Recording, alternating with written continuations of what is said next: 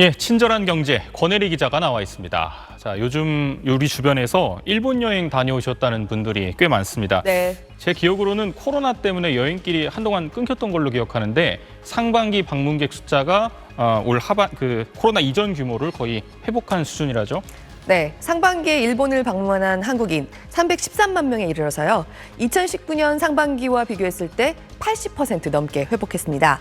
반면에 우리나라를 찾은 일본인은 86만 명이 좀 넘는 정도입니다. 4년 전에 절반 넘는 정도만 가까스로 회복했습니다. 한국과 일본은 이러니 저러니 해도 서로 가장 오가는 사람들이 많은 사이입니다.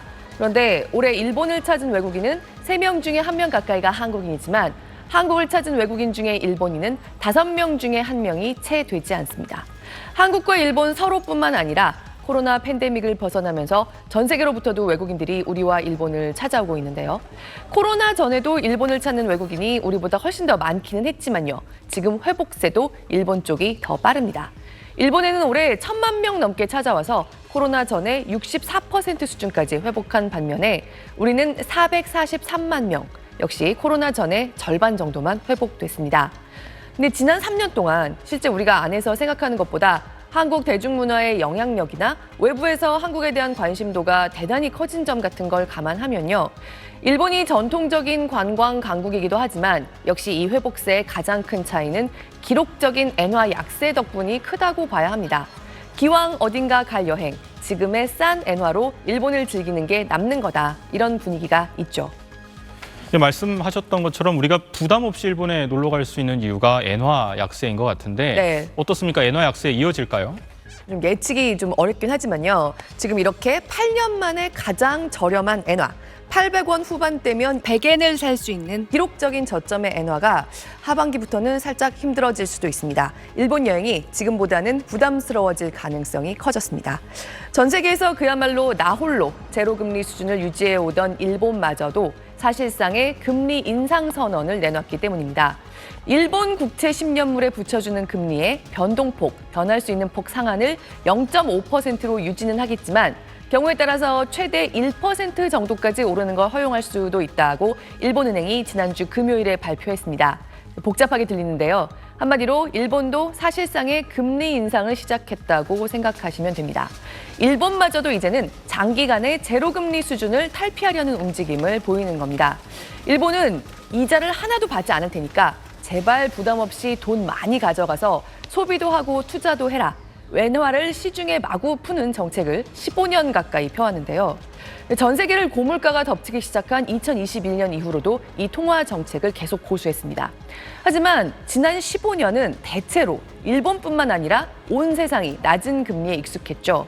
그런데 지난 2년 사이에 일본만 빼고 급격한 고금리가 진행되다 보니까 결국 지금의 기록적인 엔화 약세, 100엔에 800원대까지 엔화가 떨어지는 저렴해지는 약세가 나타났고요. 그러니까 제발 물가야 올라라. 사실 물건값이 떨어지는 게 걱정이던 마이너스 물가까지 보이던 일본이 이제는 3%가 넘는 물가 상승률을 기록하고 있습니다. 물가 상승세가 요새는 미국이나 우리와도 비슷한 수준입니다. 그러다 보니까 지난해 12월에 사실 한번 약간의 금리 인상과 같은 조치가 나왔었고요. 이번에는 그보다 더 큰 폭의 인상책을 일본이 제시하게 된 겁니다. 말씀하신 것처럼 엔화가 이렇게 저렴하니까 네. 우리나라에서도 이 엔화를 사서 모으시려는 분들이 있다고요? 네, 지난달에 국내 엔화 예금이 역대 최대폭 수준으로 증가를 했습니다. 앵커 얘기한 대로 엔화가 싸니까 지금 사서 투자 개념으로 모아두자 이런 사람들도 많고요. 사실 일본 여행을 많이 가다 보니까 바꿔둔, 환전해둔 엔화 남은 거를 엔화 예금에 넣어둔 사람들도 꽤 많은 걸로 나타납니다. 여전히 엔화는 기록적인 약세를 유지하고 있지만요. 당장 지난 주말에 이렇게 일본이 사실상의 금리 인상을 발표한 후에 엔화 가치가 상승하는 모습이 바로 나왔고요. 어제는 일본 금융시장에서 갑자기 엔화의 금리가 너무 오르는 모습이 나타나서 일본은행이 좀 나서서 개입하기도 했습니다. 그러면서 다시 엔화 가치를 좀 떨어뜨려둔 상태이긴 한데요.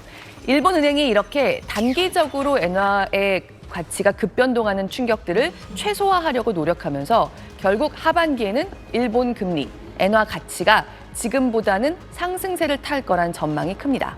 그렇게 되면 하반기에는 지금의 8년 만에 최저 수준인 엔화 저점은 벗어나게 되는 거 아니냐.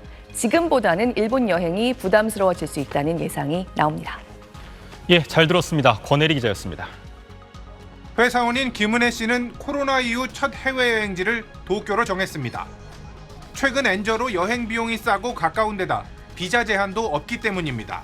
3년 동안 못 왔었는데 이제 오게 돼서 바로 이제 티켓 끊고 일본에 왔어요. 그래서 한국보다는 좀 더 쇼핑할 게도 많고 여행지 곳곳에서 한국말이 들려 놀랄 정도입니다. 정말 많은 것 같아요. 옆에 봐도 한국 분들이 많고 뒤에서 한국말이 들리거나 일본 분이 반이면 한국 분도 반? 그 정도 아닐까요?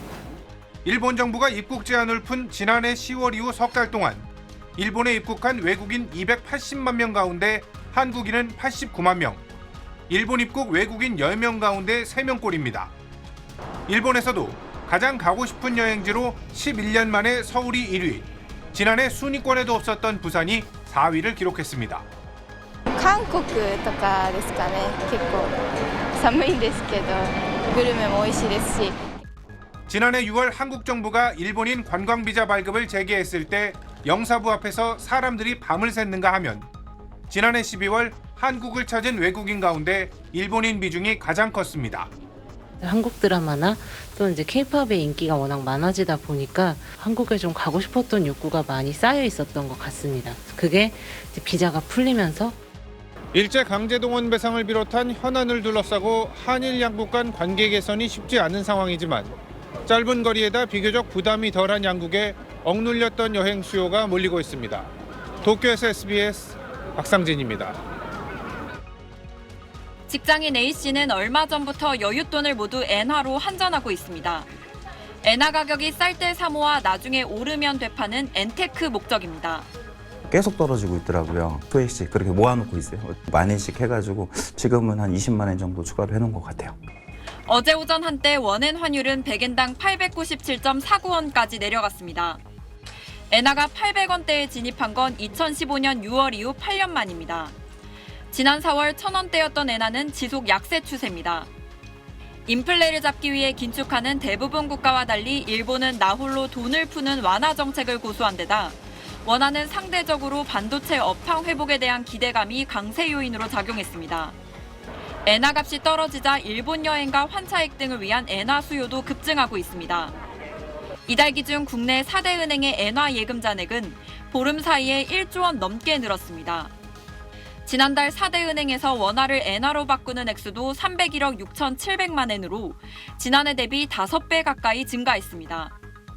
전문가들은 당분간 엔저가 이어질 걸로 예상했습니다.